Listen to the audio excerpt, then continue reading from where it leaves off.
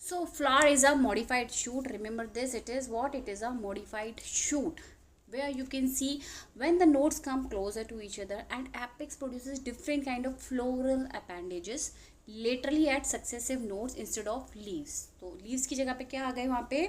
Floral appendages आ गए and which gets converted into a flower. Now when a shoot tip transform into a flower, it is always and always it is solitary. ठीक है, shoot tip flower में convert हो गई है तो ये कैसा होगा? Solitary होगा, अकेला होगा.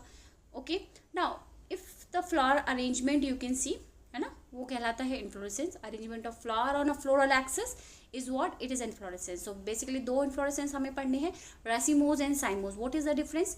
इन racemose inflorescence you can see here the main axis continues to grow and here you can see unlimited growth and flowers are born laterally in an acropetal succession.